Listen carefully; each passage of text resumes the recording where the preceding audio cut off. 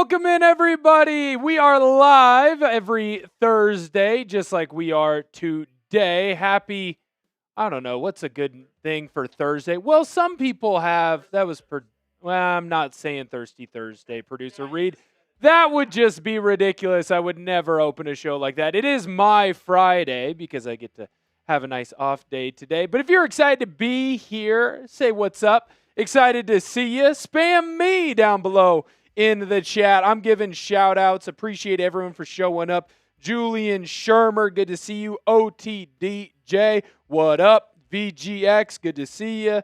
Chastity, what up? Go Hawks. Untamed Sass, interesting. Roman, what up? ABU. Brant, good to see you. Tristan, Jennifer, Dwayne.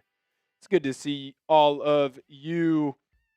Shout out to the Lobos. Who are the Lobos, VGX? Are you talking about New Mexico? Huh?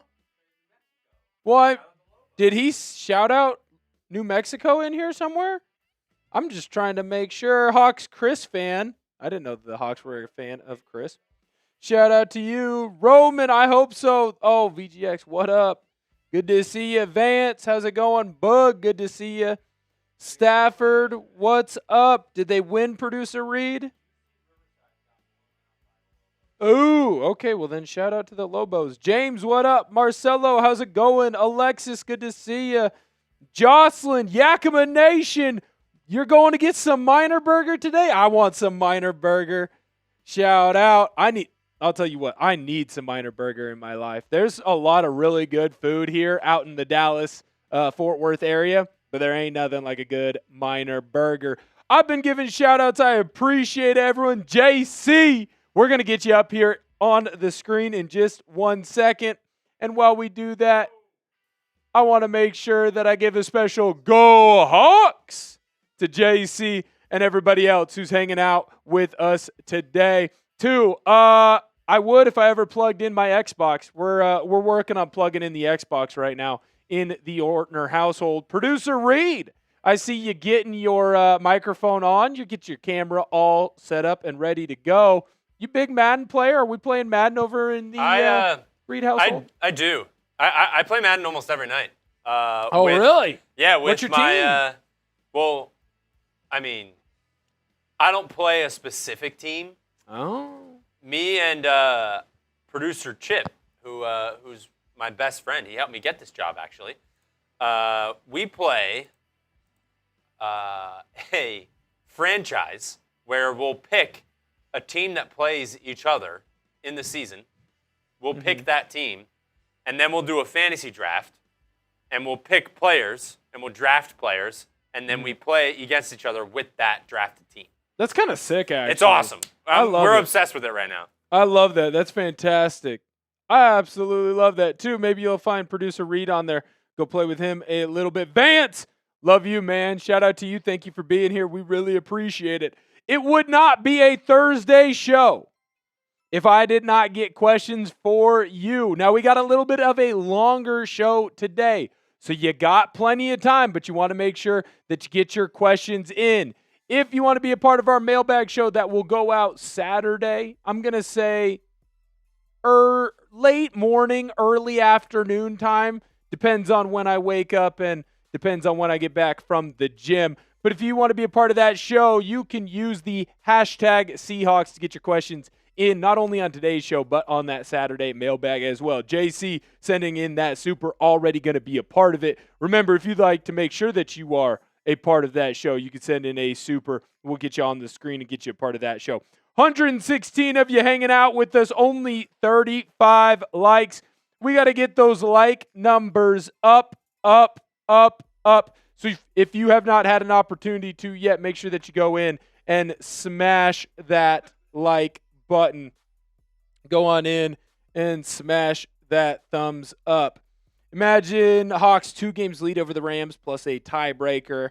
Ooh, that would be so sweet. That would be so sweet. I'm keeping my fingers crossed. I hope that the Seahawks get that done on Sunday.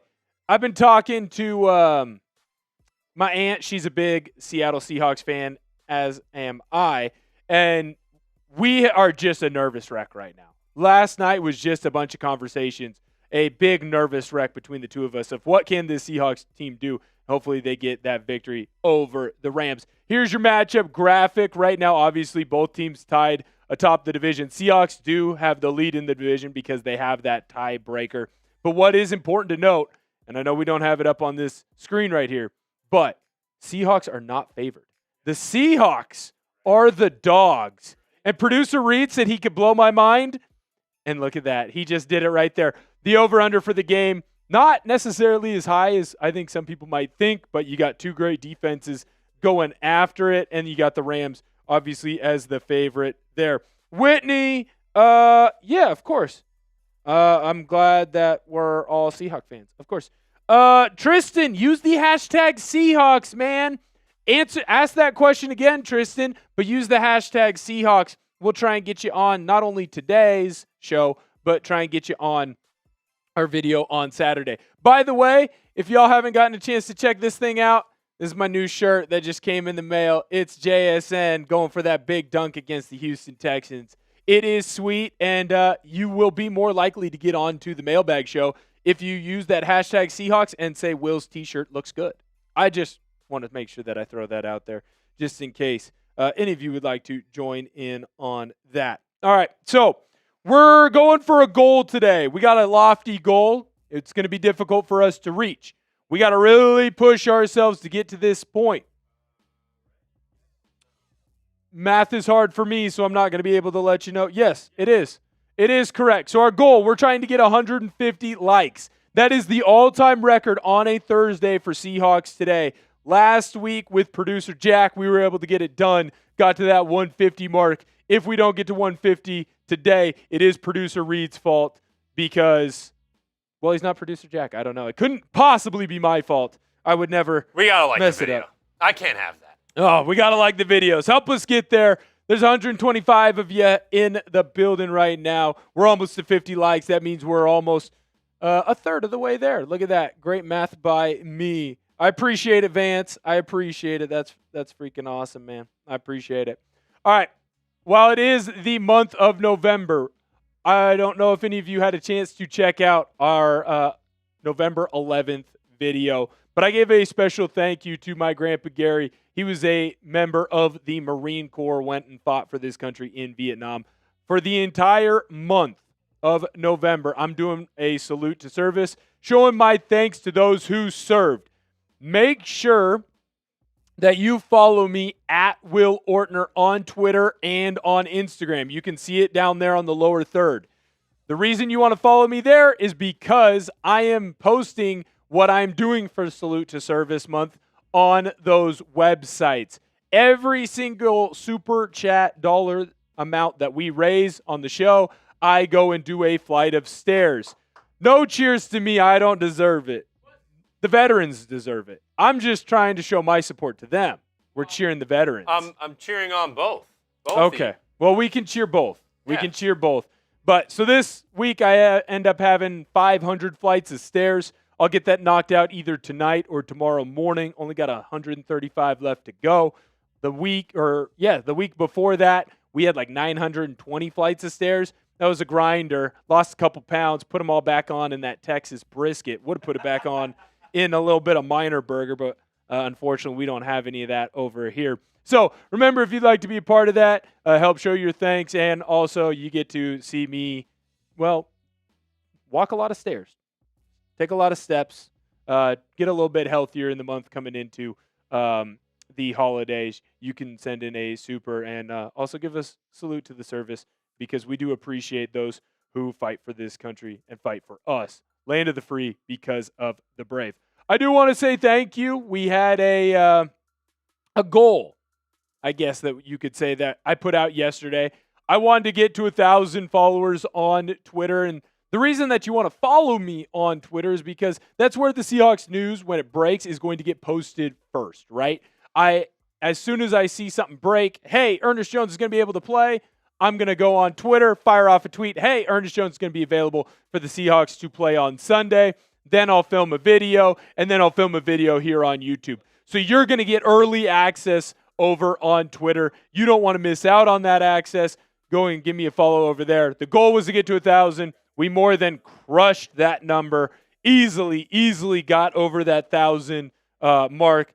I think I'm at like 1,030 now. So the goal is to keep pushing forward. Hopefully we get to that 1.1 here soon. I just want to make sure that I said thank you to everyone who went over and followed me. Today's show, I warned you, it's a long one. It's going to be a windy type of show because I got to be talking a lot.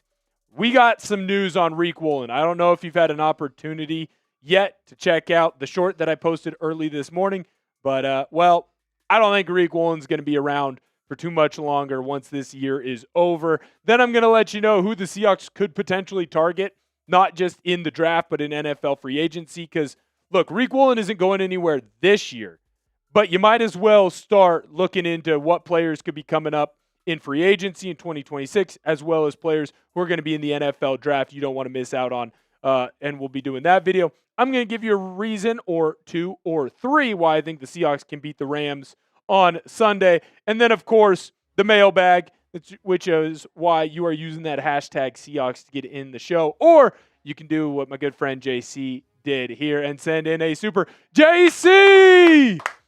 4-year Army paratrooper. Happy Veterans Day to my fellow vets. Thank you, JC. Thank you, man. I appreciate it. Putting yourself on the line. That's awesome. Thank you so much. We appreciate you and everything that you've done for this country, man. That's awesome. Thank you. I hope you had a good Veterans Day. I appreciate you. I had to make sure that I gave my grandpa a call on Veterans Day just to give him an extra thank you as well.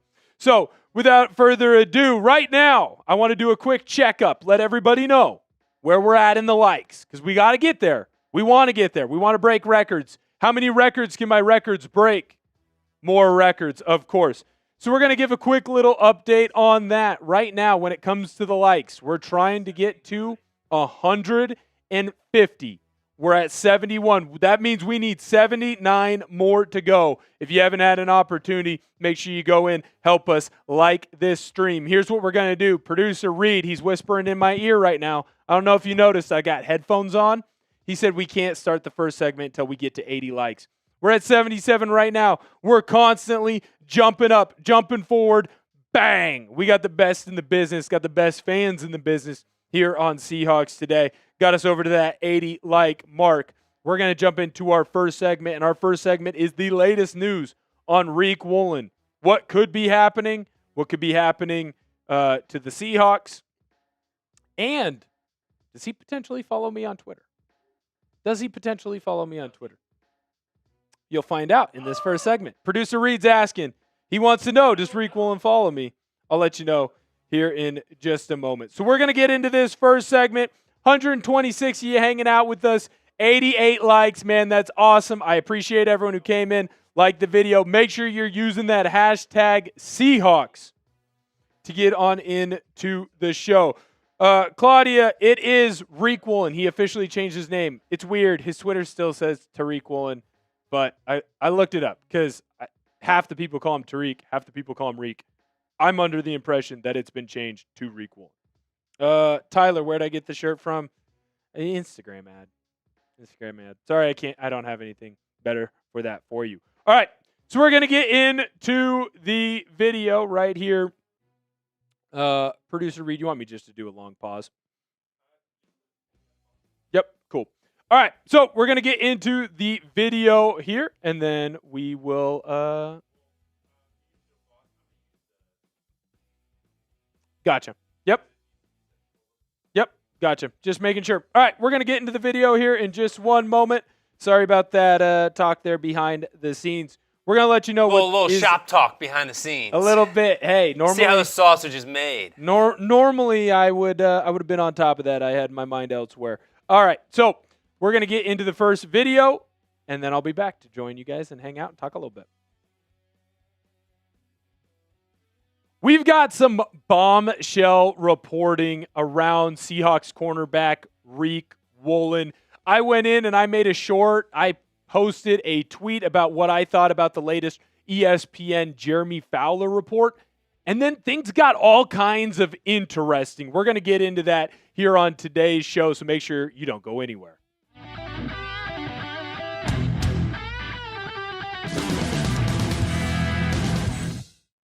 So ESPN went in and they released their rankings for the top 2026 NFL free agents because, hey, the 2025 season's still going on, but we got to make sure that we're looking forward, looking ahead to some players that it doesn't look like they're going to be re-signing with their teams. And lo and behold, everyone shouldn't be shocked by this, but there was a certain Seahawk that appeared on this report. And that, of course, is by Jeremy Fowler. Here's the quote. Expect Riq Woolen to be available. He spelled it wrong, not me. I asked if I should fix it. I was told not to. Expect Woolen to hit and be available during free agency as opposed to re-signing with Seattle, which hasn't been a scheme fit for him under head coach Mike Macdonald. But for teams that need man coverage help, he has tremendous upside. I saw the article. I read the quote. Had to reread it a couple times because Jeremy Fowler, he had a spelling error. And then I tweeted this. I said that no one should be shocked that Riq Woolen isn't expected to re-sign in Seattle. He doesn't fit the scheme, and that's okay. You got to get the most out of him while you can. To be honest with you, when I had this take, it felt kind of normal. It felt like a take that most people would have when it comes to a corner that is good enough to still be on your roster right now, but does not fit in the long-term plans of this franchise. Riq Woolen needs to be in a man scheme system. His best ability is his athleticism. He's freakishly fast and freakishly tall. Guess what Mike Macdonald wants? He wants zone corners. So Riq Woolen doesn't fit into the scheme. Let him move on, and that will be okay. I'm going to tell you why all you-know-what kind of hit the fan, but before I do, did I assess the Riq Woolen situation fairly? Did I assess it correctly? Let me know down below in the comments. Yes, I'm fair to Riq Woolen. No, I'm not, because maybe you disagree. Then, when all S hit the fan, at least here at Chat Sports HQ, was when this happened. That's Tariq Woolen, or Riq Woolen. That's his real Twitter, and he liked my post. So clearly, he agreed with me. Clearly, Riq Woolen looked at my tweet and said, that is a fair assessment by Will. It is not too much. It is not too little. I'm not taking a shot at Riq Woolen. At the same time, I'm understanding that he would fit somewhere else better. And this sucks because I like Riq Woolen. I think he's a very good player for your Seattle Seahawks. Now, it hasn't been all sunshine and rainbows. It hasn't been unicorn kisses for all of us here in Seattle. But there has been at least a little bit of a wave, or at least a clear mindset from both sides that it's going to be a mutual breakup. It's going to be easy. It's a good breakup. It's like when you and your high school girlfriend decided to go to different colleges and you knew you couldn't do long distance. The last 4 seasons for Riq Woolen, man, that first year he was unbelievable in Pete Carroll's system.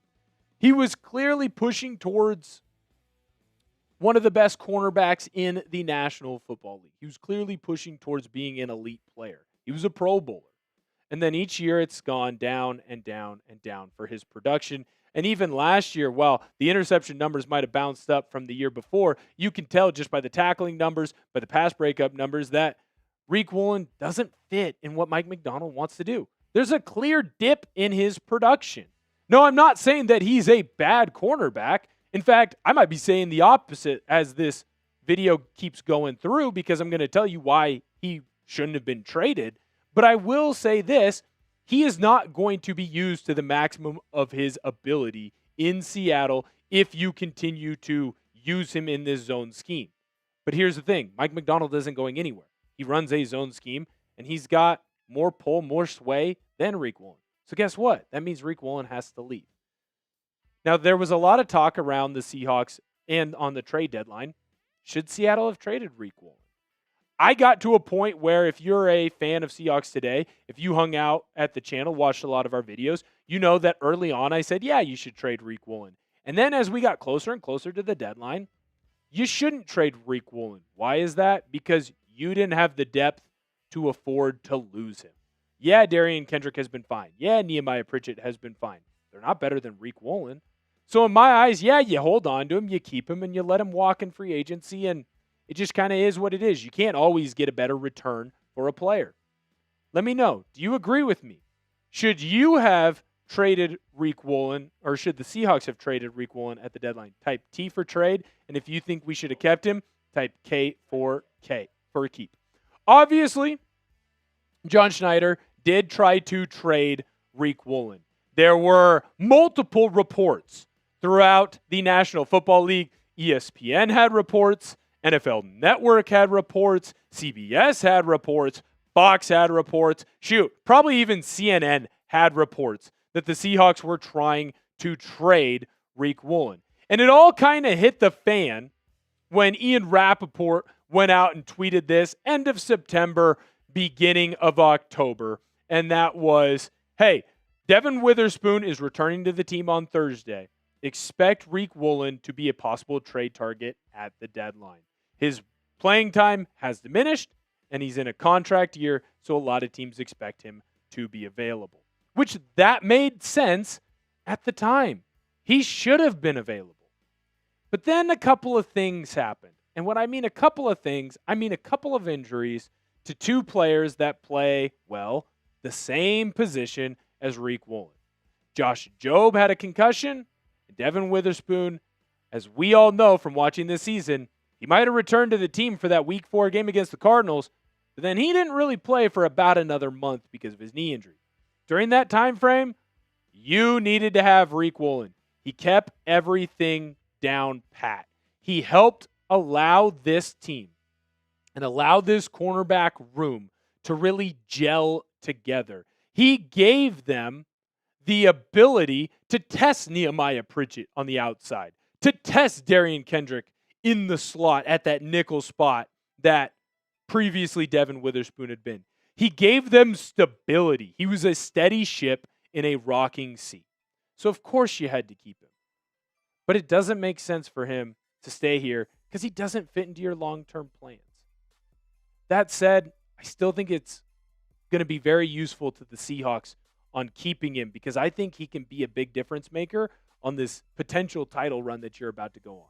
I'm going to get into that here in just a moment, but of course, I got to let you know about my good friends over at Prize Picks, the sponsor of today's video. The hard-hitting football action is even better with Prize Picks. The weather might be changing, but the feeling of being right never gets old. So keep the season rolling on Prize Picks by getting $50 instantly in lineups when you play your first $5. Prize Picks is simple to play. Just pick more or less on any 2 to 6 player stat projections. If your picks are right, you could cash in. Prize Picks invented the flex play, which means you can still cash out if your lineup isn't perfect. You can double your money even if one of your picks doesn't hit. Prize Picks is the best way to win cash this football season. Which players are going off? Which ones are overhyped? Make your picks in less than 60 seconds and turn your takes into cash all season long on Prize Picks. I have a little 3-pick power play for this weekend's action. JSN more on his rush plus receiving TDs. Matthew Stafford less on his pass yards. Sam Darnold, our guy, more on his pass yards. Download the app today and use code CLNS to get $50 in lineups after you play your first $5 lineup. That's code CLNS to get $50 in lineups after you play your first $5 lineup. Prize Picks. It's good to be right.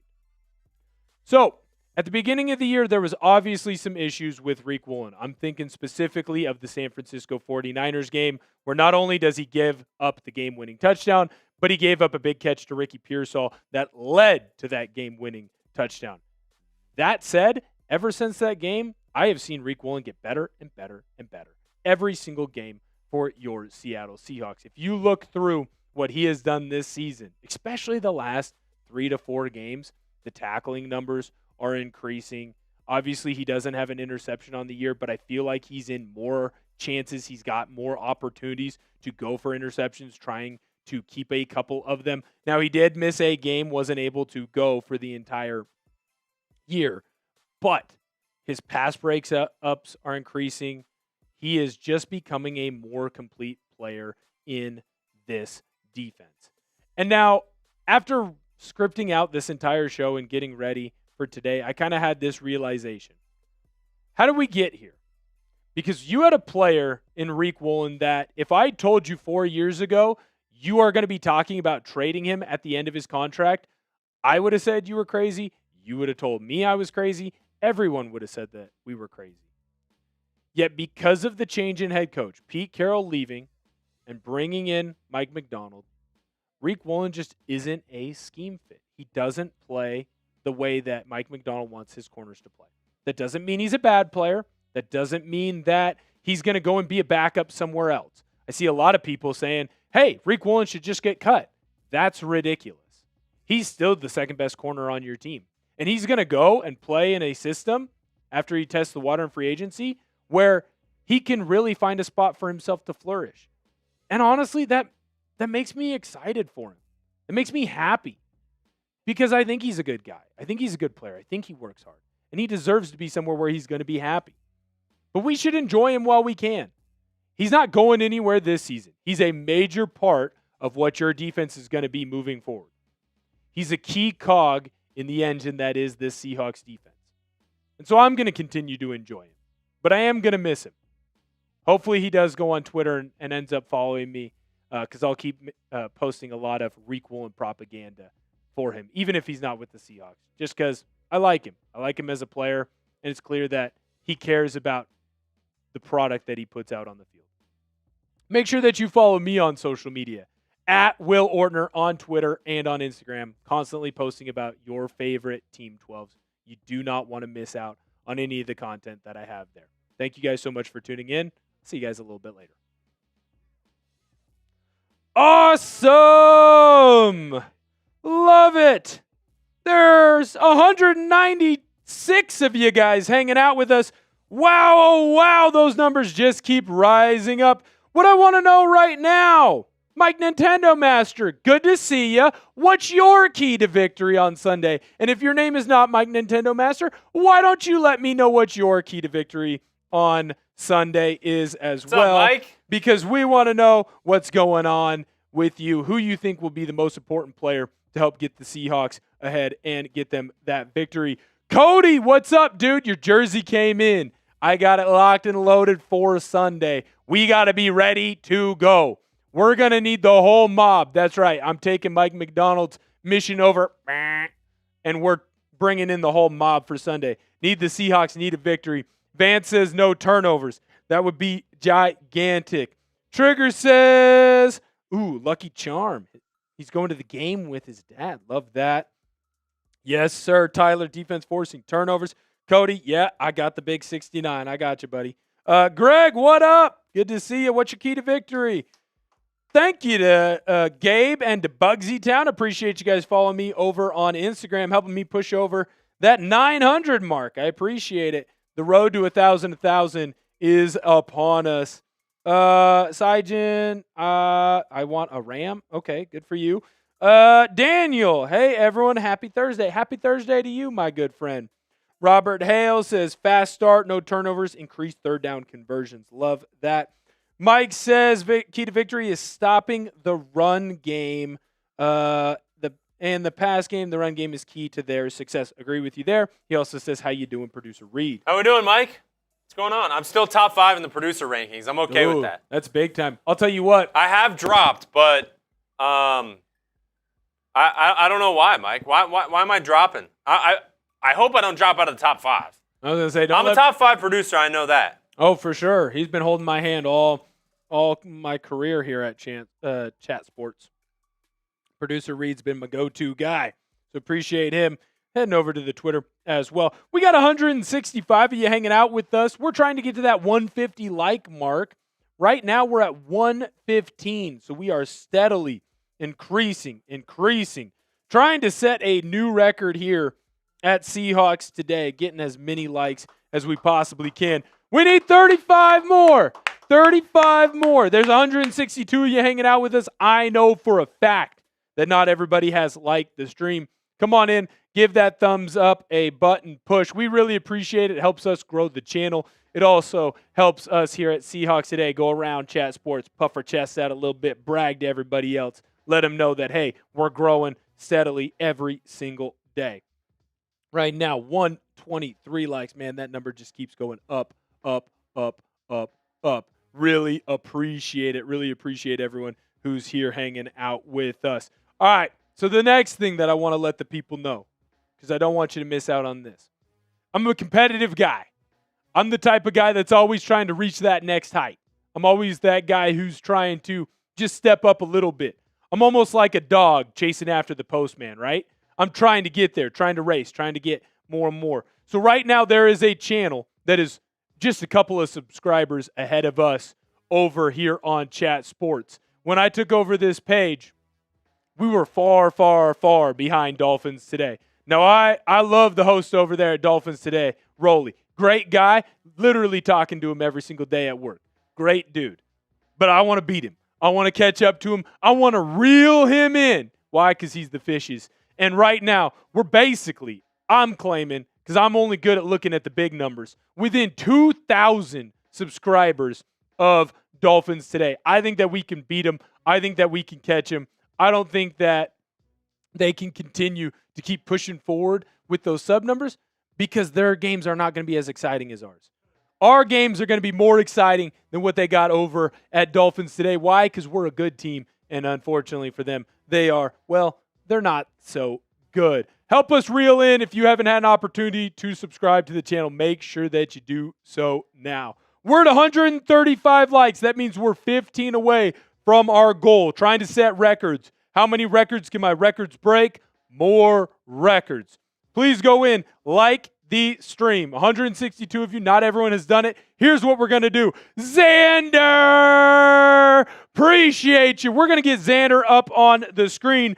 And after we get Xander up on the screen, I'm not starting the second segment until we get to 143 likes. We got to get to 143 likes to get to that second segment. Xander the Great. Let's go Seahawks. Much love to you, Xander. Much love to you. I appreciate it. I appreciate it. Mike says, let's see if Reed can make his way back to number one. Mike, I hope so. I hope this week helps because on Sunday, I'm doing 2 watch parties. I'm doing Broncos and Falcons. And then I'm also doing the Monday Night Raiders game. Ooh, so, there you go. So you got 3. They call you Reed. I got 3. 3-piece Reed. That's what I heard. 3-piece Reed coming in. I think he can too, Mike. What up, Tech and Power Hub? We want lamb chops. We want lamb chops. Yes, sir. 150 of you. We're at 140. I just need 3 valiant Seahawk fans. Like the stream. We just need 3 of you. And then we'll get to rocking and to rolling. Because Bab said, what's the massive news?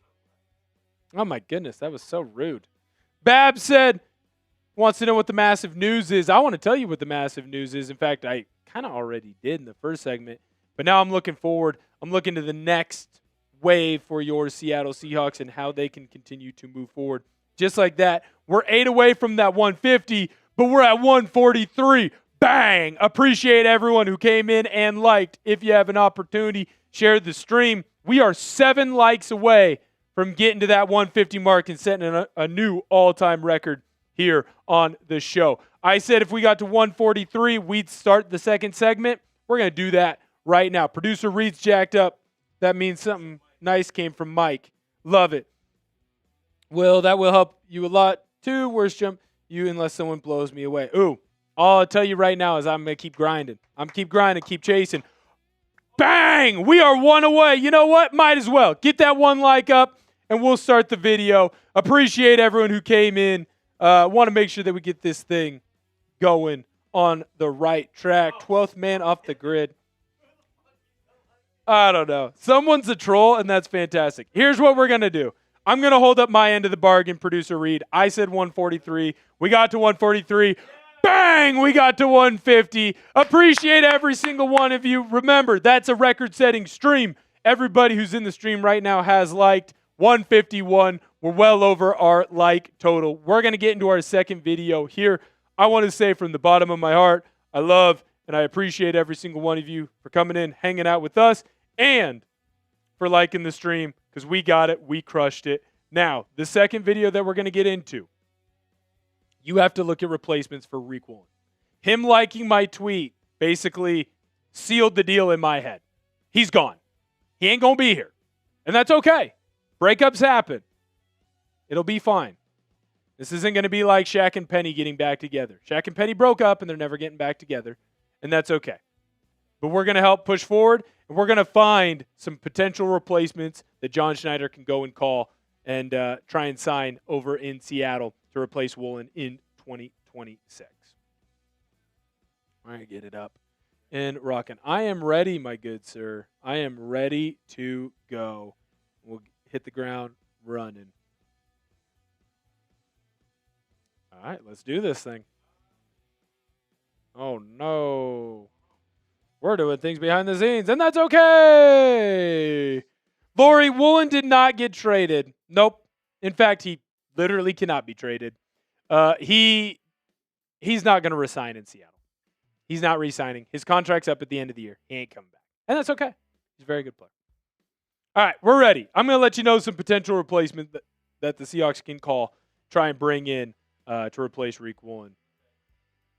And then, yes, sir. And then I will be back to hang out with you guys for a little bit. Make sure you use that hashtag Seahawks as well, please, to get your questions in for the mailbag. Yep, perfect. Yes, sir, let's do it. Look, I know that it's early here on Seahawks Today. I'm your host, Will Ortner, to be looking at the potential Riq Woolen replacement. He's going to be here through the rest of 2025. You can't trade him. That's why there's a trade deadline. And you're well past it. You're not going to cut him. That wouldn't make any sense. He's the second best cornerback that you have on your team. But you do need to make sure that you're not procrastinating Riq Woolen leaving the Seahawks. So we're going to dive into some different avenues that your general manager, John Schneider, can look into on replacing Woolen on today's video. Now, if you've been living under a rock, you might have not seen that Ian Rappaport early back in September basically said, once Devin Witherspoon comes back, Riq Woolen is going to be a trade target. Now, obviously, the Seahawks did not trade Riq Woolen away. I think they came to the same conclusion as myself that he was too valuable of a piece to let go. You weren't going to get enough in return for him. Hold on to him. Let him play with the team. And unfortunately, you're just not going to get a return on him when he leaves. Now, Jeremy Fowler did have this to say. He released an article with Matt Bowen saying who the top free agents were going to be in 2026. Riq Woolen ended up on that list. And he said that Woolen is going to hit or be available during free agency, and he's not going to re-sign in Seattle. He hasn't been a scheme fit under head coach Mike McDonald, and that teams with a man coverage scheme, he's going to be a bigger help. He's going to have tremendous upside for their squads. So we're going to look into some options that John Schneider can grab that are going to be a scheme fit in Seattle, more of that zone scheme. But before we do that, I do have to ask you to subscribe to the channel. It's free, and the minute that we have breaking news for the Seattle Seahawks, I'm going to post a video right here on the channel. Right now, we're at 75,183 subscribers. I appreciate every single one of you who have subscribed to the channel. Help us get to our new goal of that 75.5 mark. What are you going to get? I already told you. Free Seahawks content every single day, and you're going to be some of the smartest Seahawk fans on the planet. Now, here's the big fella smiling, looking proud of the team that he has created in Seattle, and he's going to have to continue to tweak a little thing here, twist a little thing there to get this team to move back into that potential dynasty that we had talked about back when it was the Legion of Boom days. Now, he's got two different avenues that Schneider can go down. Do you want to go and grab an NFL option or go into the draft and pick a option from college football? First, I want to look at some of the options that the Seahawks could potentially have here in the NFL. Now, here are three players that are going to be free agents in the 2026 NFL free agency period. And the first one that we're going to start with is over in New Orleans, Alontae Taylor. Now, the cornerback from New Orleans has been a stud for the Saints. He's continuing to progress year after year after year. This year, the number that jumps out to me is that tackling number. What has Riq Woolen kind of struggled with? It's been tackling opponents. He seems more of the Deion Sanders type of corner where, hey, you know what he wants to do? Keep the other guy from catching the football, because if he keeps them from catching the football, he doesn't have to go in and bang Mike Macdonald clearly, the way that he uses Nicky Manwari and Devin Witherspoon, he likes to have corners that aren't afraid to be added into the blitz game. I mean, shoot, even Josh Jobe has been added in to that blitz game. Taylor's also a pretty big corner, so that is something that you could use as well. Here's what Fowler had to say on Taylor and what kind of makes him alluring to a lot of teams. Taylor gets the edge as the top corner based on teams consulted for this exercise. He is good size, 6 feet tall, 199, doesn't even have to lie on Tinder, with flexibility to play inside and out. The Saints and Taylor obviously discussed an extension, but that deal never happened. Now, I do want this to be made clear with Taylor and with the rest of the crew that he is going to be the more expensive option, which is why Fowler said this later on in that article. That made him a trade candidate at last week's deadline. The Bears and Colts showed interest. Obviously, they wanted to make some moves. Colts ended up going with Sauce Gardner. Bears, well, they are the Bears. And so a reference point, the top free agent corners last year earned $18 million per year. Don't be shocked if Taylor ends up in that mark. Probably a little bit too expensive for your Seattle Seahawks. Probably not a player that you could bring in. And so that made me go and look a little bit deeper into some other potential targets for the Seahawks to go after for Woolen. And that led me to this player here at number 2. And that, of course, is Jaylen Watson of the Chiefs. Now, where does Watson add in for the Seahawks? He is a little bit more of a easier target to go out and get. He's obviously well aware of the area, being from Washington State. Shout out the Cougs. Another bigger target. Now that tackling number is a little bit lower than what Taylor's might have been. But again, you are looking for a second or third cornerback on your depth chart. You already have your number 1. And this is what Matt Bowen had to say on Watson. Now, he isn't a high-end playmaker, but he has the length to challenge and press, along with the route awareness to play top down on the ball in zone schemes. That is something that would be very appreciative for Mike Macdonald. Watson has 2 career interceptions and 22 pass breakups. The big thing there is what he does in zone schemes. That is something that potentially Schneider could bring him in for and let him really excel in the Mike Macdonald system. Now, the last corner has actually already been traded this year, and that's Greg Newsome. For those of you who don't know, Newsome started off the season in Cleveland. Pretty darn good corner over there. He was a guy that Seattle could potentially have been calling about at the trade deadline. Decided not to. He gets traded over the Jacksonville Jaguars. He didn't really get to play much against your Seattle Seahawks because, well, he had just been traded. Pretty decent career. Again, a little bit smaller of a corner. He's going to be a little bit more versatile, right? He's not just going to be on the outside. He's a guy that can play inside in the slot. And I find that very intriguing for the Seahawks, who like to run a defense where players play a multitude of different positions. Just look at the way the Seahawks use Devin Witherspoon. Matt Bowen had this to say on Greg Newsome. Newsome has only 3 career interceptions. Not necessarily a bad thing. But he has created on-the-ball production with 32 pass breakups over 5 years. Newsome has the tools to match a man coverage, but he's at his best in zone schemes that allow him to play with backfield vision. I think Newsome is going to be my clear favorite, at least right now in November, looking at the 2026 NFL free agent market because of the versatility that he has. He could play inside in the slot. He could play outside. And obviously, Mike Macdonald clearly likes to use a lot of players like that. And where does he fit best? He fits best in a zone scheme. He's the type of corner that likes to look at what the quarterback is doing. He trusts his speed. He trusts his football IQ to put himself in the right position and not get burned more often than not. Sound off right now in the comments. Which player that I showed do you like the most? Is it Alontae Taylor? Is it Jaylen Watson? Is it Greg Newsome? Who do you think would be the most impactful player for the Seahawks? Head down below in the comments right now and let me know.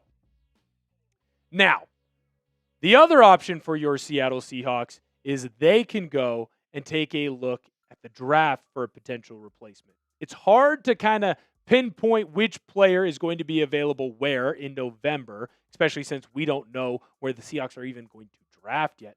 Hopefully it's 32nd.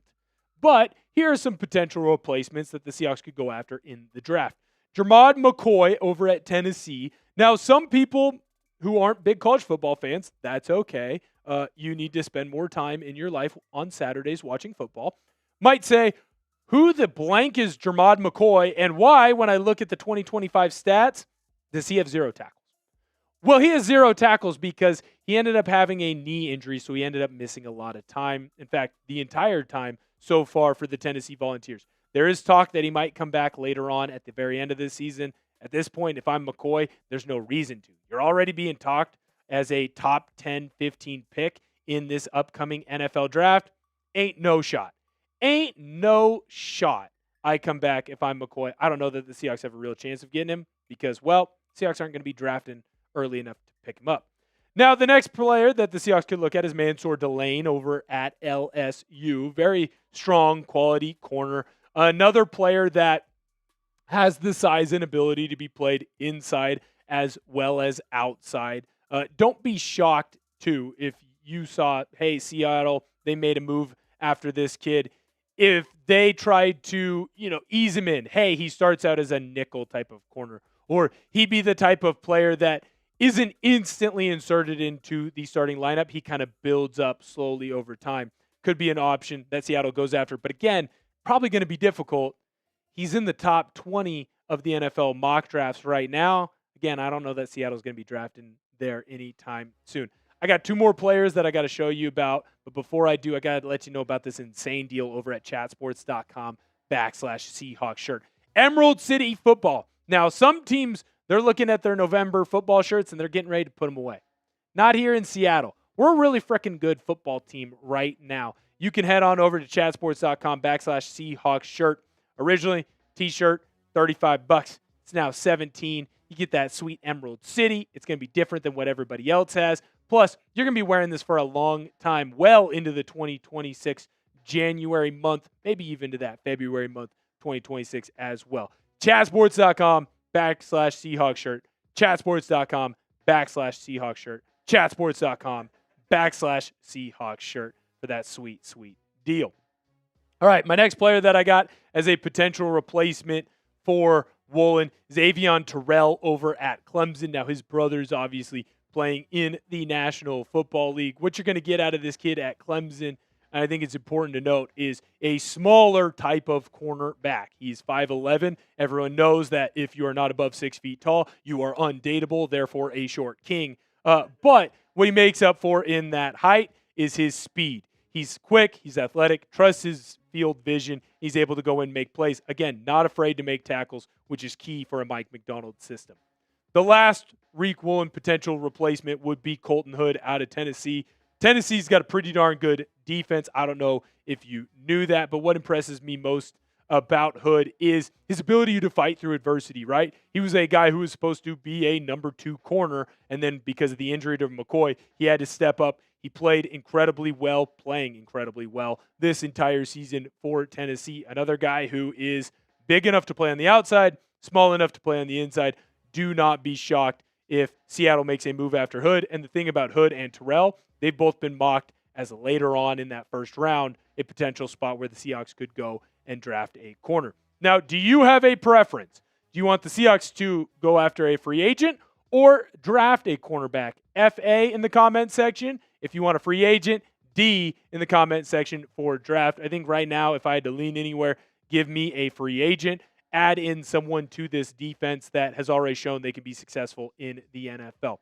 Thank you guys again so much for tuning in to this morning's video. We really appreciate it here. Make sure you subscribe to the channel. Help us grow, because you want the Seahawks and you want Seahawks content every single day. You get that here by subscribing to the channel. Thank you guys so much.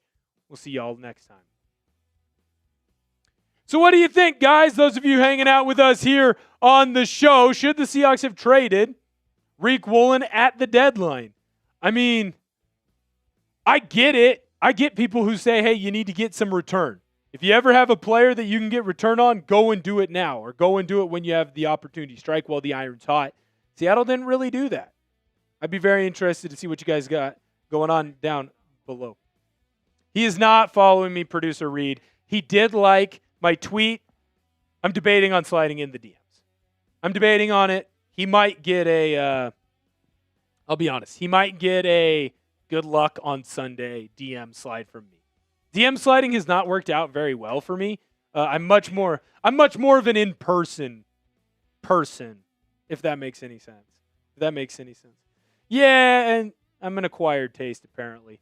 So that's Riq Woolen liking a post that I had the other day, basically just saying, hey, he's not really a fit in the long-term plans of the Seahawks. He's going to move on, and that's okay. I expect Seattle to still get the most out of him while he's still here, and I think Seattle's done a great job. I think they've done a great job. Robert Hale wants the Seahawks to draft Hood. I like that, man. I find Hood incredibly intriguing. I think that he can help push you forward, push you to places that you haven't necessarily been, especially if some of the top free agent guys are, well, going to be really expensive. It might not be a bad idea to go into the draft. Tech and Powerball. He's not going anywhere this year. He is not going anywhere this year. I want that very clear. He is here to stay for the Super Bowl run. If next year, or if, I guess I shouldn't say if, when next year comes around, that's when he would be gone. That's when you'd have to have a replacement for him. Because, I mean, dude, he liked my tweet where I said, do not expect him to be here in Seattle. If that's not outright saying I'm not going to be here in Seattle next year, I don't know what is. Jacob is that Riq Woolen will not be in Seattle anymore after the 2025 season. Rapunzel, thank you for following me on Twitter. Appreciate it. Shout out to Ziggy. Appreciate you. Thank you for following me on Twitter. Appreciate both of you. Use the hashtag Seahawks. We got 2 segments left, and one of them is our mailbag. You want to be a part of the show, not only today, but a part of the show on Saturday, because that is when I'm putting that out. Make sure you come in. Use the hashtag Seahawks. I really appreciate it. Landon, shout out to you. Thank you for following me over on Instagram. Getting away why he did give you a follow. You've not given me a follow back like you said you would. Well, I'll give it to you right now, Mike. I'm sorry. Honestly, I just forgot. It's on me. And I apologize. I'm going in right now, Mike. You're in here as I'm over here just spelling Nintendo wrong. Mike, I'll get you after the show. Because I don't want to put out a poor product on today's live. I'll get you after the show. Hey, Producer Reed, I want to show the people some appreciation because we had a goal. We had a goal for today's show. And the goal was to get to 150 likes. Not only did we get it, we smashed that number. 178 likes on today's show. I want to make sure that I give my appreciation to the people. That's freaking awesome.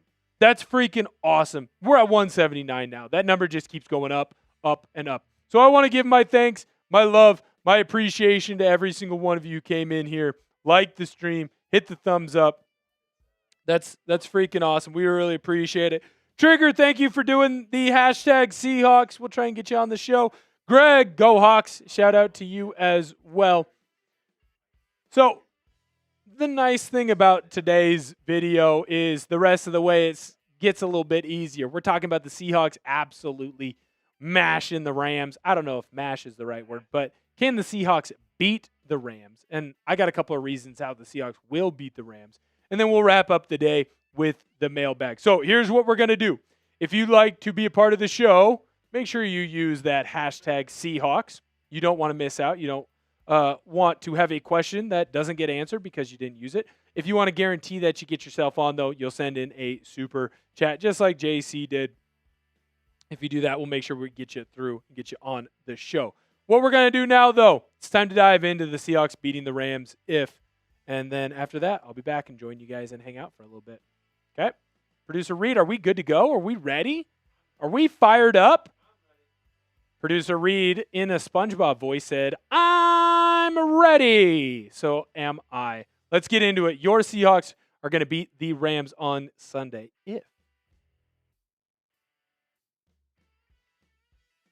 Welcome into Seahawks Today. I am your host, Will Ortner, and we have a doozy. A doozy of a football game later on this afternoon. 7-2 Seattle Seahawks, 7-2 Los Angeles Rams battle for the NFC West lead through week 11 in the NFL season is upon us. Hey, depending on what happens with the Eagles, Seahawks, or Rams winner might end up being the number one team in the NFC. I've gone through all the stats. I've crunched the numbers. And I have found an X factor for your Seattle Seahawks in this game.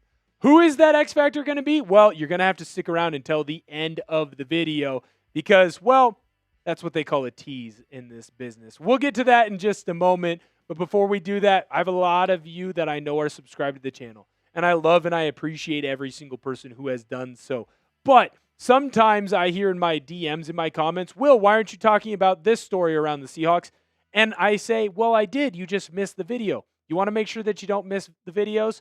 Hit that notification bell. Join the Noti gang of Seahawks today. If you're not subscribed, subscribe and hit that bell. Right now, we're at 10.1K that have the bell turned on. Let's get that number up, and up. You don't want to miss any Seahawks videos, Seahawks news, or Seahawks rumors. So make sure you hit that bell. All right. So I got a couple of reasons for victory for the Seahawks in this matchup. And I think in a shocking development, the big former offensive lineman wants to talk about O-line play. But the Seahawks have to be great when it comes to how their offensive line plays later on today. This Rams defensive line, they are freaking elite, especially on the edges when you talk about Young and when you talk about what's going on with Jared Verse. A lot of really good players with talent to get to the edge as well as stop the rushing attack of opposing offenses. Now, with this Seahawks offensive line, you are obviously going to have a change at center. When you look, you might notice Jalen Sundell, he is not freaking there. Oluwatimi is, and Sundell is going to be out because of the injuries that he's dealing with. Can Oluwatimi step into this offensive unit and not only pick up where Sundell left off, but continue to push forward? You've seen the run game steadily increase from the Seahawks, and you've seen their passing attack just be absolutely nails throughout the entire year. And that's because of what that unit does up front. I want to dive more into the run game, though, here, because the Seahawks offense is built on a run the football, open up the play action pass for Sam Darnold, Jackson Smith-Njigba, and everybody else. And when you look at the rushing stats right now for your main two leading rushers for the Seahawks, they're fine numbers. But what the numbers don't tell you is that each week they continue to get just a little bit better, a little bit better, a little bit better. When you look at the average for Zach Charbonnet, he's at 3.3 right now. Going into last week, he was at 2.9. So his rushing average went up by 0.4 yards per carry after what he did just the last week. They are running right now at a clip that isn't astounding. You're not one of necessarily the best rushing attacks in the National Football League. But if you look at the numbers over the last 3 weeks, you are top 10. And I think that's saying something because the running game is going to be key here because what you do by running the football is force the Rams to play more base defense. It doesn't allow the Rams to start pinning their ears back and go after Sam Darnold and go after the offensive line that you have here in Seattle. Go after your tackles with exotic blitzes, with twists, with stunts, with constant movement. If you run the football, and I don't need a 200-yard game like you had last week, honestly, I'd be happy with 100, 115. Just enough to keep this defense honest. It's going to open up everything else for you. And make sure that the Seahawks are still staying under center. Because if they're able to stay under center, that opens up everything for this rushing attack. If you have a running back that's directly behind the quarterback, every play in your playbook is available for you. That's why the Seahawks do it this way. Keep running the football at a high rate. I think it's going to help the Seahawks beat the Rams later on today. Spam RB. Show the Seahawks backfield some love. I'm talking about Kenneth Walker. I'm talking about Zach Charbonnet. And I'm talking about George Halani. You're going to need all three of those guys to have an incredible game. Ooh, don't let me forget Robbie Oots as well. All four of those guys have to have an incredible game. I think that they can help push your Seahawks to victory. Spam that RB. Let them know that we care about them and we're thinking about them. My second reason, games are won in the trenches. especially the most important games of your season, your defensive line has got to get pressure against this Rams team. Right now, when you look at the stats defensively for points allowed on the season, your Seattle Seahawks are 4th in the National Football League. They are not letting teams score points against themselves. If this defensive line is able to continue to play the way that they have been, you are not going to see a lot of points. That number, that 172, that's because of this guy and his friend Leonard Williams and his friend Jaron Reed, who I know isn't going to be there, but his friend Mike Morris, and on and on and on. DeMarcus Lawrence, Uchenna Nwosu. That defensive line has been absolutely eating. They've been great at stopping the run, and they've been great at getting after passers. I mean, shoot, just look at your sack leaders. Now, no one on the Seahawks is jumping off the page to the point of like, hey, they might have the NFL sack crown. But when you look at those numbers, 5.5, 5, 5, 4, you've got 19 and a half of your 29 sacks from these 4 players, and they're all on that defensive line.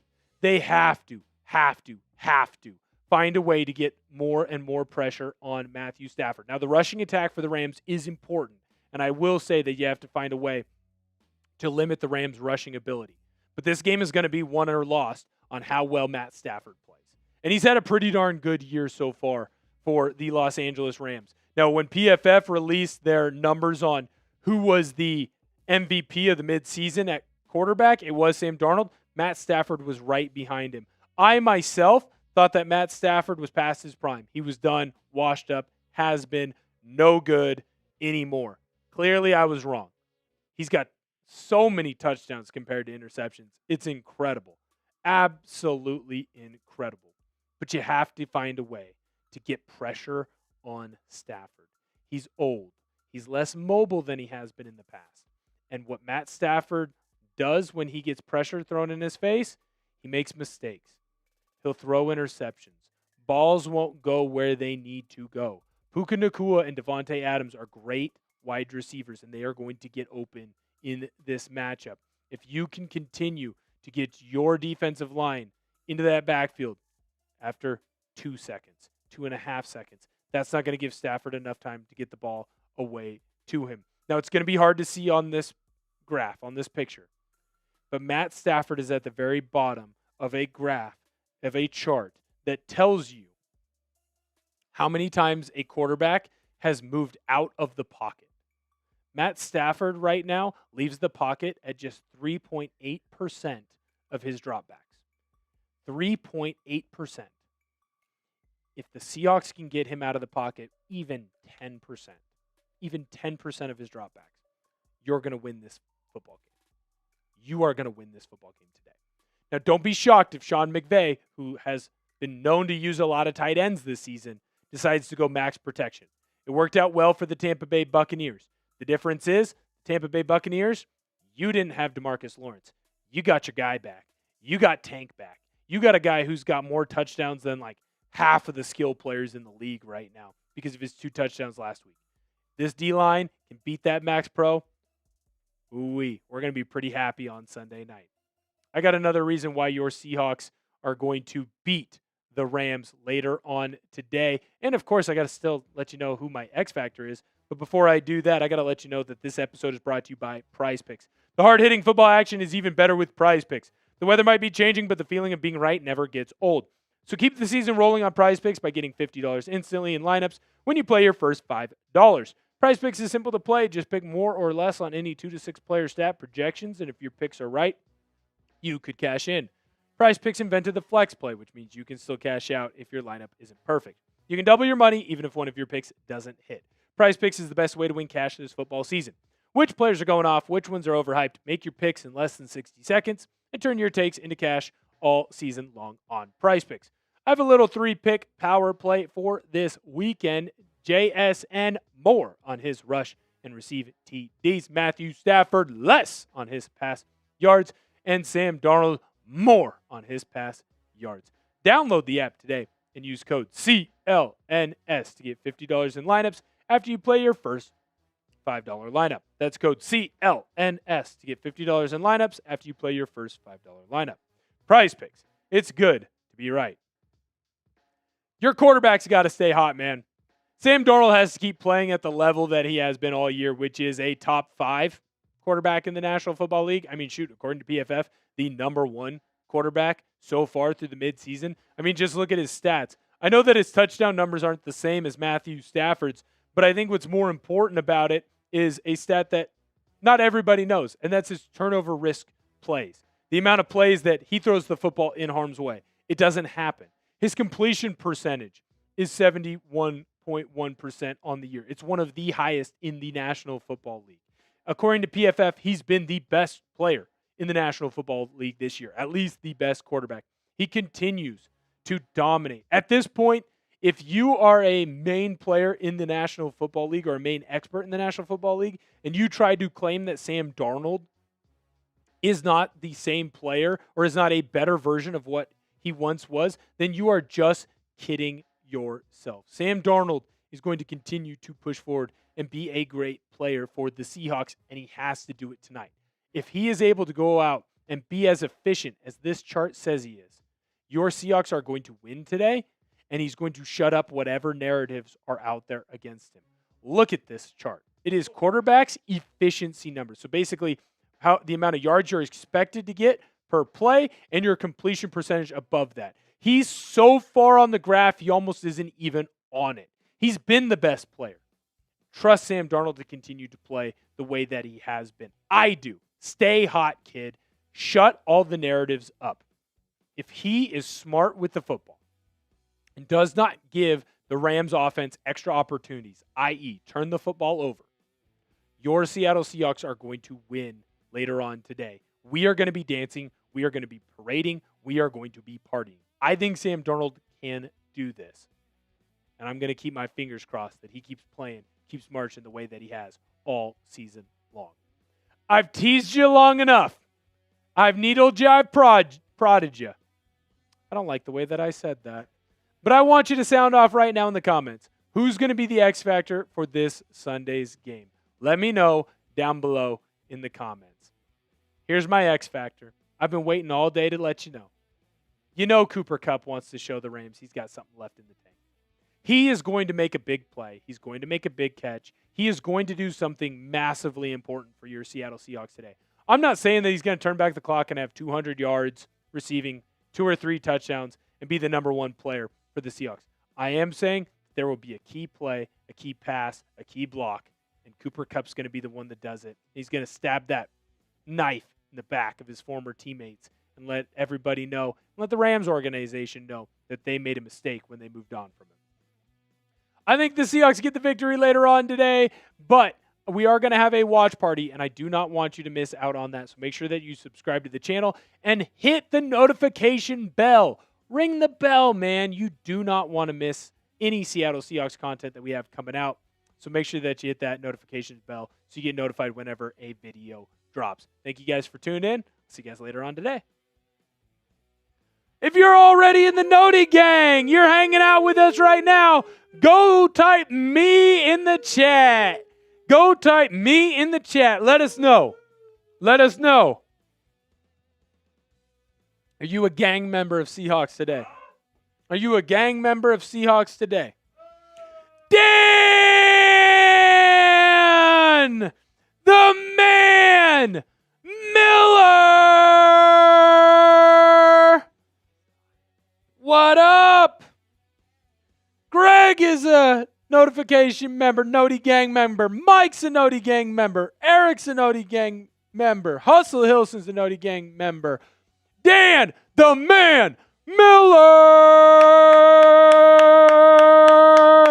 Seahawks Hall of Fame member. Good to see you. I think Kenneth Walker will get the run game going and get 2 TDs. Kenneth Walker's your X Factor. I would love that. That would be beautiful. This O-line dominating, getting Kenneth Walker going, getting K9 rocking and rolling. That's fantastic. That is fantastic. Mike, I never said I didn't think that you were. I just said I was appreciative that you are. Dan the Man Miller, the GOAT, also known as Daniel. Also known as Daniel. Oh, no! Also known as Daniel. Mike, that was funny, Mike. Tech and Powerball, what up? Whitney, thank you for being a part of the Noti gang. We appreciate you. Man, we're 2 likes away from 200. If you haven't had the opportunity to like the stream, make sure that you do that as well. Oh, we're well past the record. We're well past the record. That's right. Producer Reed just said a mean thing about Jack. No, I didn't. No. No! Joke's on you. 1 away. 1 away. By the way, I'm going to give you guys just a moment. So, we have our last segment left to do. Normally, we're only a 3-segment show today. I love you guys. Plus, there was some, I'd say, pretty big news surrounding Riq Woolen. I decided that it was a good idea to do a 4th segment. So, we're going to wrap up the show the way that we always do. If you have a question or you have a take, use the hashtag Seahawks to get your question or your take on the show. Or you can send in a super just like Dan the Man Miller. JC did earlier as well. Both of those guys are for sure going to be on our mailbag show. So not only are you going to be on the show today, you're going to be on the show Saturday. 2 for the price of 1. So we'll get you on both of those. Appreciate you, Dan. Appreciate you, JC. And appreciate everybody else. Dan, the man, Miller. Oh, my goodness. That's awesome. Whitney, you got to ask your question with the hashtag Seahawks. Also, I'm really hoping for a 3rd blowout. I want 41-17 Hawks. I don't know if that's the case. I would love for that to be the case, Dan. I would love for the Seahawks to come in and absolutely mollywop the Rams down in SoFi. That would be fan-freaking-tastic. Eric! Thank you so much, man. I appreciate it. Also, while we're getting Eric up on the screen, I want to say thank you to Eric, thank you to Dan, thank you to everyone who's hanging out with us, because you know what we just hit? 200 likes on a Thursday. My Friday. Shout out to us. Eric, good to see you. Love the smile. Seahawks defense should be named Era of Terror. Ooh, that's a pretty good one, because people are back and forth on Death Zone. People are back and forth on Death Zone. Era of Terror. Ooh. I like that. I like that, especially if we go on another run. We get a little dynasty talk. What you think, Producer Reed? You're on a couple of different shows here that you work with. Era of Terror, a pretty good one. I like it. I like Era of Terror. Era of Terror. I think Era of Terror would be fantastic. Mike, what was your last message? Was it the one that I'm just messing with you, Will? Because that's what I was laughing at. That was funny. Fantastic should I stay job. or should I go? Go. You should stay, Mike. Hang out. We got one more segment. Get That's a question right. in. Get a One question more in. Hashtag segment. Seahawks. Hashtag Seahawks. And you know what? We've been live for quite a while. I appreciate everyone who hung out with us. It's been a good time here over on the channel, on the show. But we do need to get rolling on that second one. So here's what we're going to do. 3 minutes are going to go on the clock, on the timer. Remember, if you want to be a part of the show, you can use the hashtag Seahawks and send your question or your take in. Takes are fine. Or you can send in a super just like Dan did, just like Eric did, just like JC did. And we're going to make sure that we get you on the show. Not only are you on today's show, but you're on Saturday's show as well. And I think it's important to let everybody know that we got some special things cooked up for Sunday. We're giving away 2 items. I see, Mike. You said, can you tell your boss, James, that I've changed my mind on college rankings for the top 5. I will do it with the final 4. Ooh. Yeah. I'll let him know. Very fun. I'll send it to him right now. I was going to say, he's here somewhere. He's running around doing boss things. All right. So I've got the timer up and going when I don't click on my photos. All right. So we got 3 minutes on the clock. While you're sending in, Dan, the man, Miller, what up? Oh my goodness. Dan, how's it going? Good to see you. Appreciate it. We'll get you up here in just one moment. Don't you worry. We appreciate all that you've done here. Dan the Man Miller is a Seahawks Hall of Fame member. He's a member of the mob. That's for dang sure. Is for dang sure. We're going to be doing the mob on Sunday. It's going to be great. Shout out, Dan. Love and appreciate you, big dog. Do you think if we win this game, we are in the hunt for the number 1 seed? Or what do you think we need to do? So, Dan, I think you're in the hunt whether you win this football game or not. I think there's a chance that you win this football game and you are the number 1 seed. Producer Reed, who do the Eagles play? Yes. Producer Reed is an Eagles fan. He is a Philly boy, Philly guy, Philly man. And so yeah, there's a real good chance. So Sunday Night Football is Eagles, Lions. If the Eagles lose to the Lions and you beat the Rams, you're the number 1 team in the NFC. I legitimately think that the Seahawks have a real good shot at getting that number 1 spot and that bye. Now, maybe it's just because my Oregon Ducks hurt me a little bit last year. I'm a little bit worried about the bye. There's a part of me that says, well, why don't we get the 2 seed and then we just keep playing, just keep marching? But it would also kind of just depend on the injury issues and how many teams are going to come in. Oh, Boston!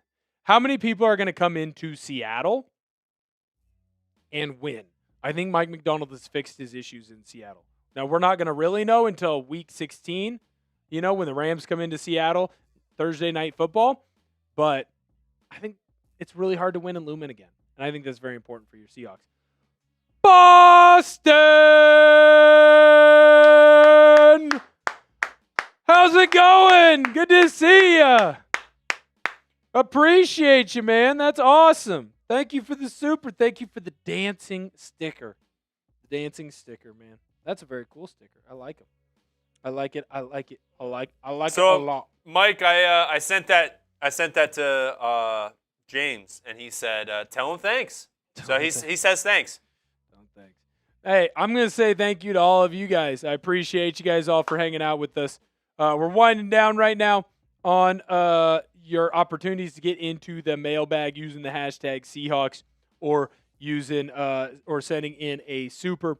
Right now, nice catch by me. Right now, we just got into that 3:02 time. So I'm going to give you just a moment while producer Reed sets up our mailbag show. You can use that hashtag Seahawks, or you can send in a super just like Dan, just like Eric, just like Boston did, just like JC did, just like Xander did. Don't want to miss out on anybody. If I can, if you send in a super, we'll get you on the show as well. Appreciate it. For the people who didn't have a question or a take or anything for your super chat, you'll just be at the end. We'll just shout you out at the end because if it's a mailbag, so we're answering questions about the Seahawks. Questions or takes.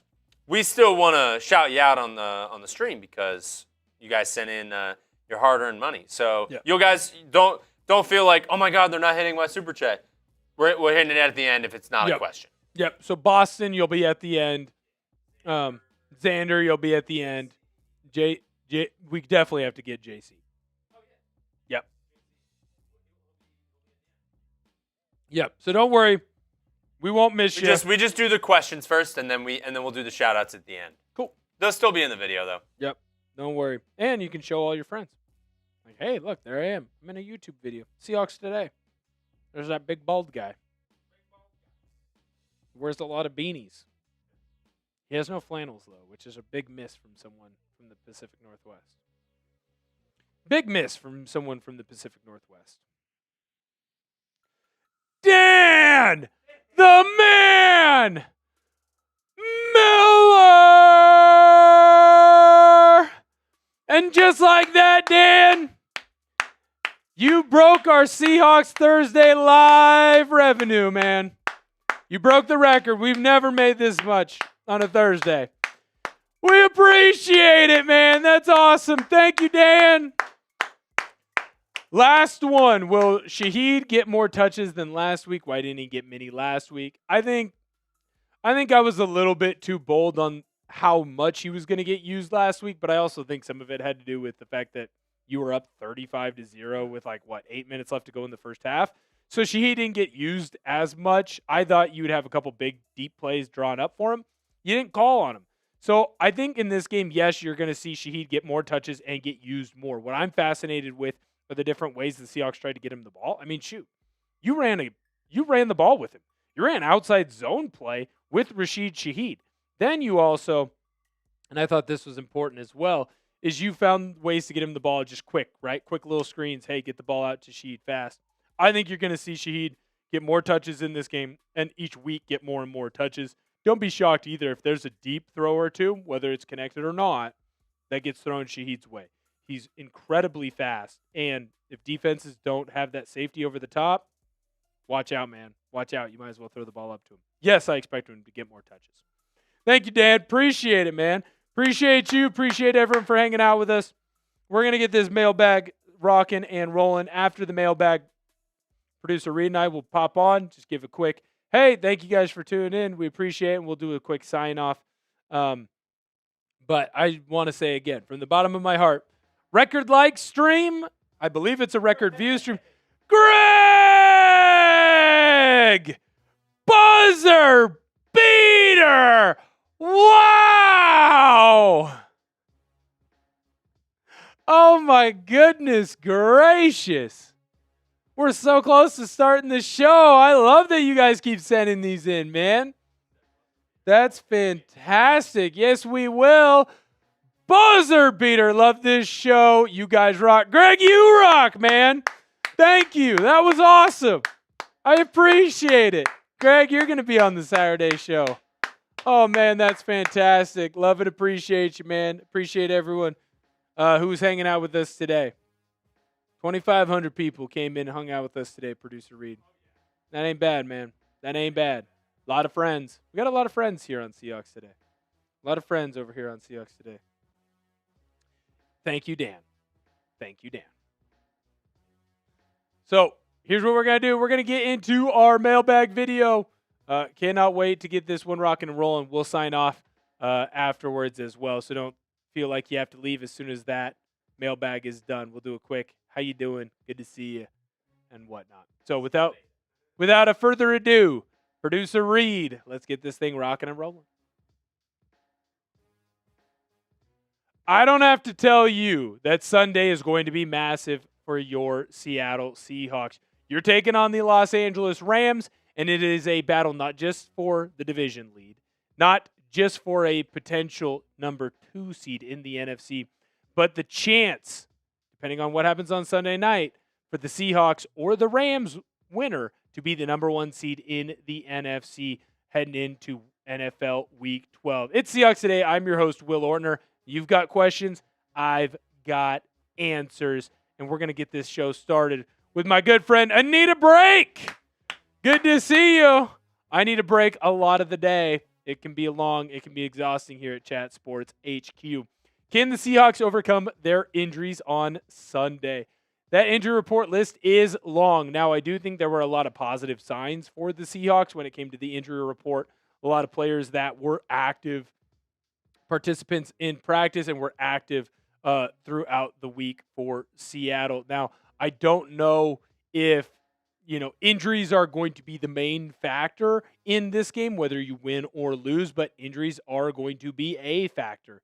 When you have an injury report list on a Wednesday that has, 12 guys on it, and the Rams have an injury report list that has 2 or 3, one team's a little bit healthier than the other. But I do think that your Seahawks are going to be able to come out and put on a good performance.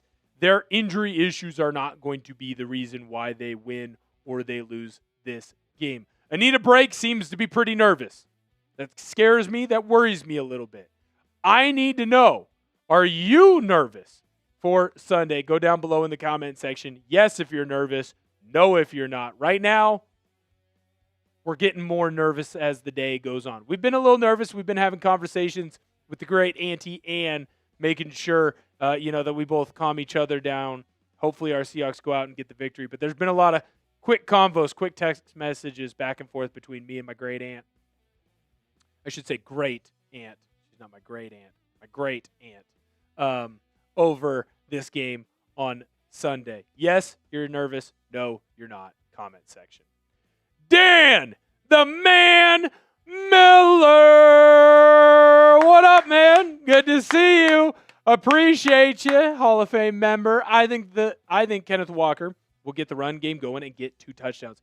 That's a heck of a take. I hope you are right. This Rams defense is really freaking good. But if you can get that outside edge, if Oluwatimi can get things going on the inside, why couldn't Kenneth Walker get going for the Seahawks? Now, right here, we have the Seahawks stats from your top 2 running backs. Obviously, Charbonnet had the big game last week, but what I do think is important when you look at those rushing yards per average for Kenneth Walker, it's a much higher number. The reason it's much higher is because he has bigger explosives. Now, Charbonnet is set up a little bit against this where he's now running the football in the low red zone and short yardage spots. But what I think is most important with Kenneth Walker, we saw it against Pittsburgh. We've seen flashes of it throughout the rest of the year. When he does get loose, the kid can get gone. He's very patient. It sets up well for this long zone scheme. And I think you've also seen as the year goes on, he gets more and more comfortable with this Clint Kubiak system.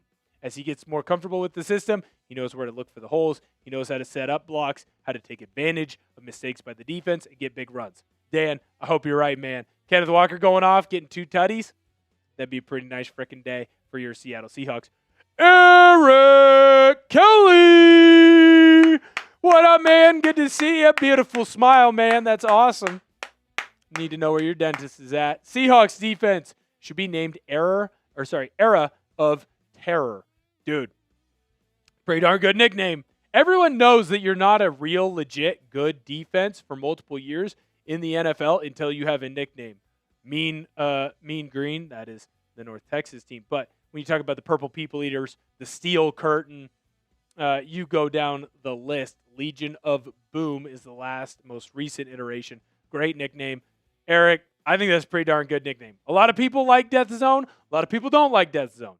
There's a little bit of middle ground there. Don't be shocked if, hey, maybe Eric's starting something, getting the era of terror going. Tristan Bennett, what up, man? Good to see you. Do you think if we win the Rams, are we going to be the best in the league? Yes. Yeah, I think the Seahawks have a legit conversation right now for being the best in the NFL. I think the Rams also have a conversation for that. I think the Philadelphia Eagles have a convo for that. And I think the Indianapolis Colts probably have an argument for that. Shoot, you know what? I'm probably even going to throw the Kansas City Chiefs in there. So I think that if the Seahawks beat the Rams, you are now ahead of the Rams ever so slightly. But then I also think it's important to mention that if the Eagles fall to the Lions, you're going to be the number 1 seed in the NFC. Not just the NFC West, the entire NFC conference. That is huge. And to me, that gives you a very good argument for being the best in the league. I think the Seahawks team has well exceeded expectations. Harry Ascrack!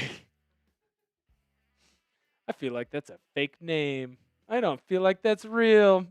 I don't think your mother named you that. All right, Harry, why isn't JSN getting more MVP love? I think this is a fascinating take.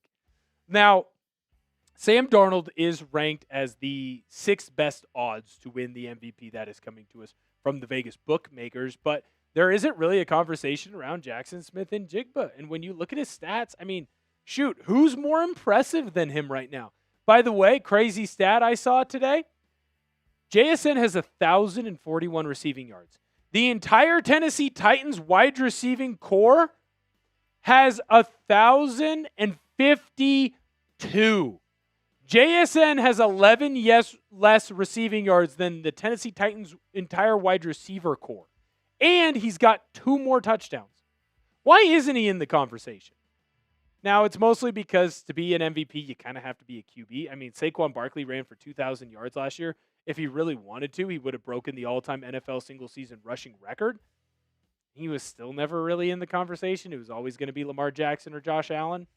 I think that's really the only reason and the only thing that's holding JSN back. He's been maybe the most important player on your team, and it's crazy to say that with how well Sam Darnold has played, how well some of the players on the defensive side of the football have played. But that's just kind of where I'm at right now. He's not getting the love that he probably deserves just because of the position that he plays. Alexis, what's up? Good to see you. Seahawks Hall of Fame member, I believe. Will, do you believe that Rashid Shaheed can be similarly productive to JSN?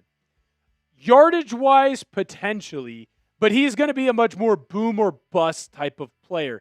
Now, what you're asking of the two of them is completely different.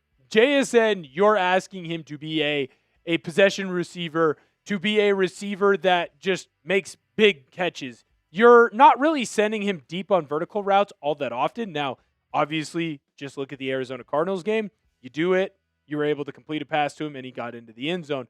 Where I think it's more about what you're asking more often than not of the two will be where the productiveness kind of changes. And what I mean by that is Shaheed is going to be a feast or famine guy.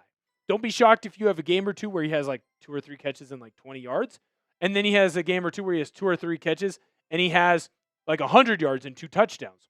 JSN is almost guaranteed to be 100 yards receiving every single game. Like the Cardinals game. It's weird to say that yardage-wise, that was one of his worst games of the year. He had 93. So don't be shocked if, like, when you look at the production from Rashid, it's much more of a feast or famine type of situation, but that's what you're asking of him.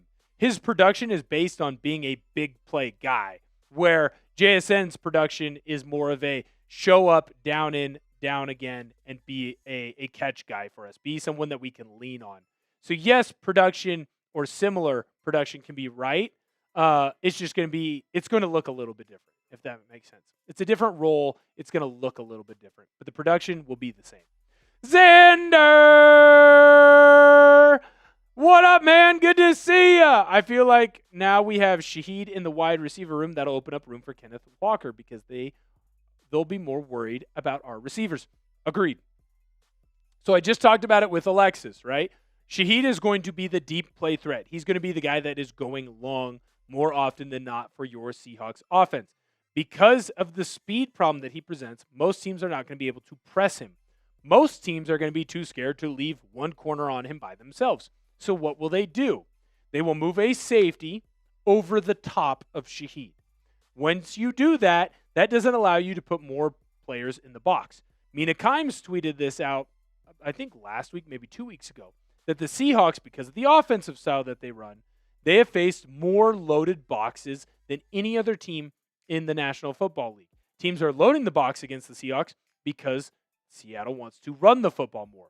Well, with Shaheed there and forcing teams to have that safety over the top, you will not be able to add that extra guy into the box now, which will make things easier for the offensive line and Kenneth Walker to run the football and have bigger plays off of running the football. So yes, Shaheed coming in, he is going to open up even more for that run game, and I think that's where some of his production value will jump up as well too.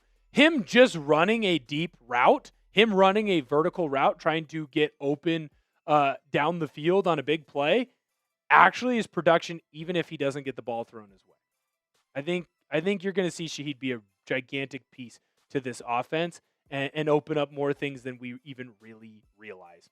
I'm going to get to more of your questions here in just a moment. I don't want to leave anybody out. There's a lot of great fans at Seahawks today, and I want to make sure that I answer as many questions as possible. But before I do that, I need to let you know about this insane deal going on right now at chatsports.com/Seahawks shirt.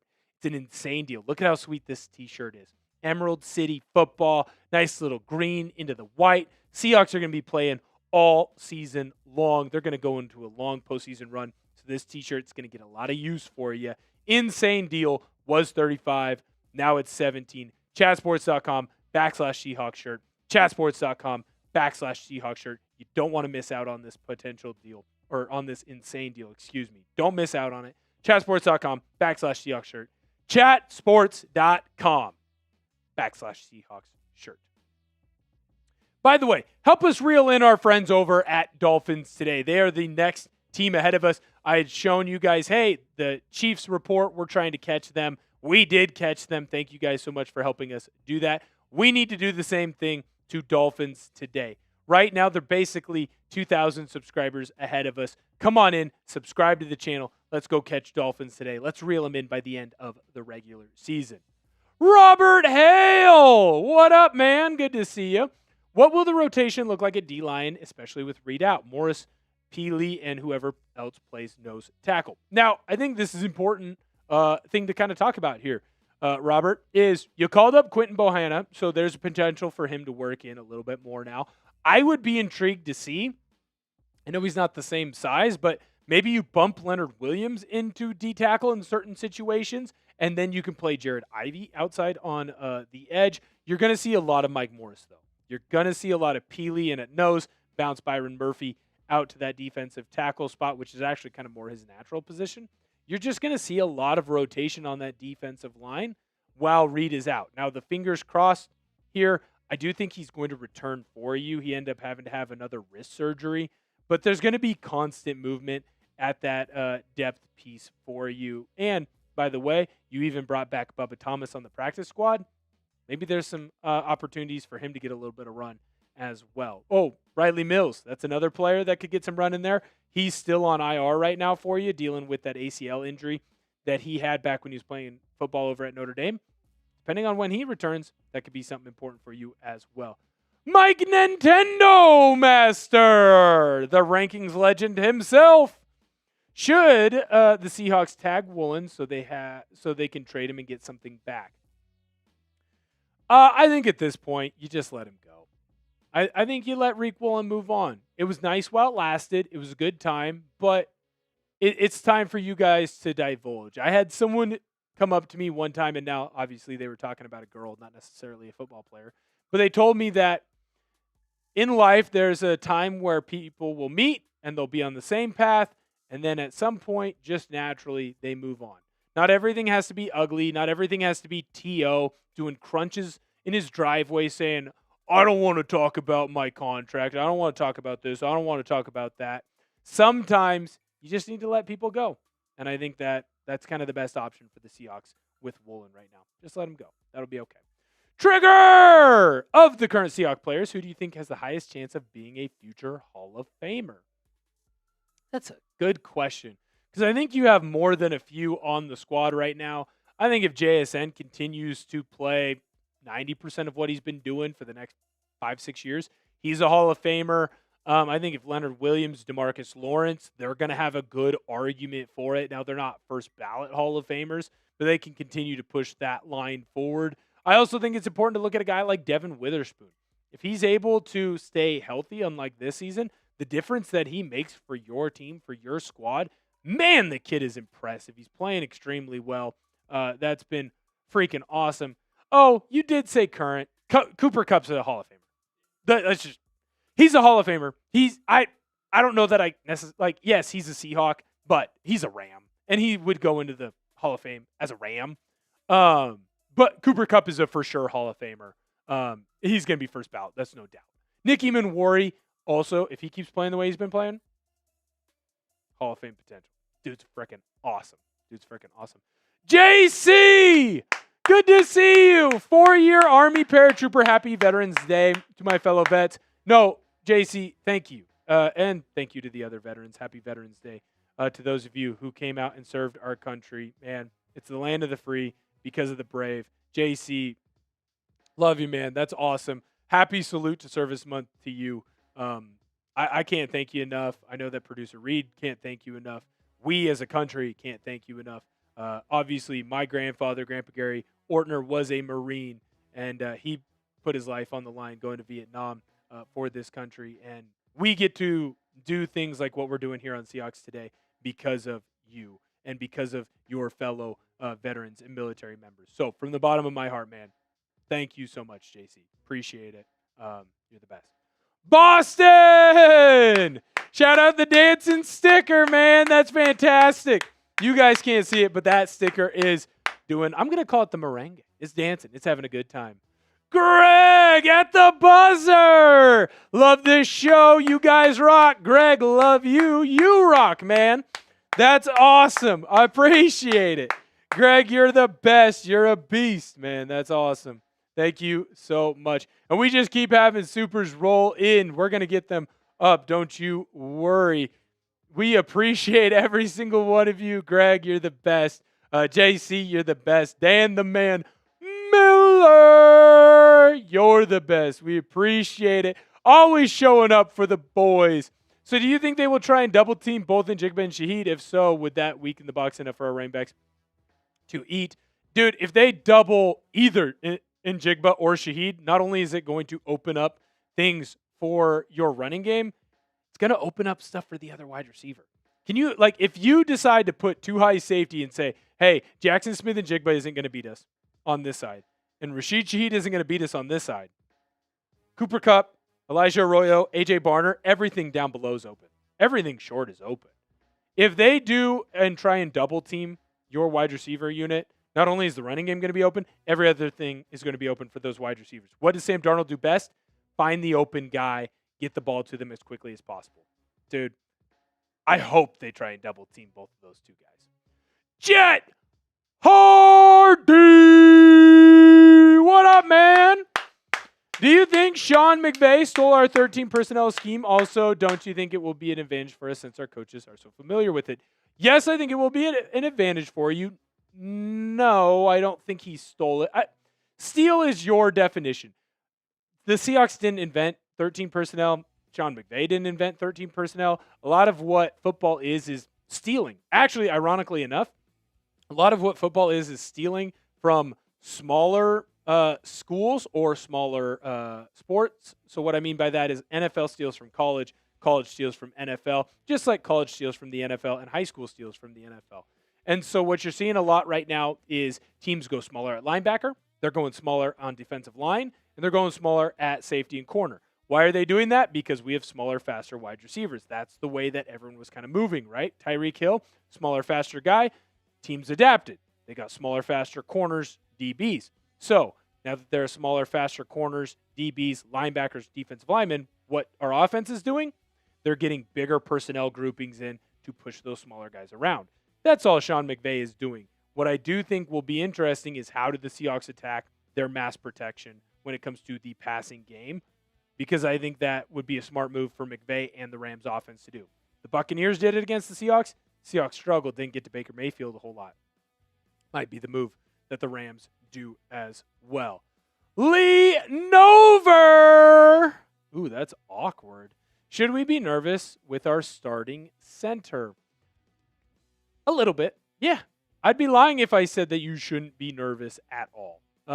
When you look at this team, your center position was, according to PFF, was a little bit lower than most, and now you're going with the backup. Now, to be fair, Olu Oluwatimi, before he got hurt and hurt his back, was the starting center, and I think is a very good center. I think him and Sundell are basically even. So what will be interesting to find out is, can he hit the ground running? There was obviously some hiccups against the Arizona Cardinals. I feel a little bit more comfortable that he got a decent amount of run against them going into the Rams, so he's not just getting his first start of the year against the Rams. But there's a reason why you brought in Oluwatimi. There's a reason why he was supposed to be the starting center going into the year. And there is a reason why, he continues to be someone that the Seahawks have looked at as potentially adding into this lineup if the running game didn't improve like it had the last 3 weeks. So, yes, I'm nervous, but not too nervous. If you're hyped just like I am, go in and spam C if you want the Seahawks to win this game tomorrow against the Rams. Spam those C's. I think the Seahawks got a real good shot at beating the LA Rams. And, of course, thank you guys so much for tuning in. Make sure you go and hit that thumbs up button, like the video. We always appreciate it. Can't wait to see you tomorrow. I got you, Jeff. Inspired them. You might have been a part of that inspiration. I appreciate it. Thank you, everyone who came in and sent in. Super appreciate everyone who liked the stream as well. We might have inspired him. We might have led him on that track, Jet. I appreciate it, man. You were on point. That was a really good question. That was a really good question. Honestly, a lot of really good questions for everyone who sent in their questions today. Thank you to Robert. Thank you to Jonathan. Thank you to Greg for going in. Genzer. Thank you, guys. Appreciate it. Thank you for spamming those C's. Thank you to everyone who came in and hung out with us. Producer Reed, you want us to give your thank yous? Well, Dan was asking. Dan said, what does the Purple Crown mean by my name? Dan, that means you are the number one in XP in this live chat. Yeah, Dan, you're the MVP, man. You're the MVP. You and Sam Darnold, you're the MVP. So you get the most XP from hanging out with us. We appreciate you. Thank you for being our MVP today, Dan. That's freaking awesome. We had 216 likes. We had never had more than 150, and we had more super chats than we've ever had on a Thursday. From the bottom of my heart, thank you guys so much for tuning in, hanging out, having a good time with us, because I know producer Reed and I had a good time with you. Shout out to Steve Tucker, man. I saw that C at the very end. Shout out to you, man. Appreciate it. JC at the buzzer again. Beast. JC, we were almost out. Producer Reed already had his weekend attire on. He's got his weekend party shirt on. JC, let's go Hawks, man. Let's go Hawks. Let's go you. Thank you to everyone who came in and hung out with us, man. Today was a fun show. We had a great time. A record-setting Seahawks Today live on a Thursday. Again, appreciate you guys. We're going to be releasing content throughout the weekend. Make sure that you're tuning in. I'll release another video, by the way, at home where I give the latest injury report. That'll be either that'll either be Friday or Saturday. I'm going to wait till they give injury designations on your key players. Again, that's why you subscribe to the channel. I'm putting out the most important content for you. Don't want you to miss out on it. Thank you guys again. I'll see you guys next time.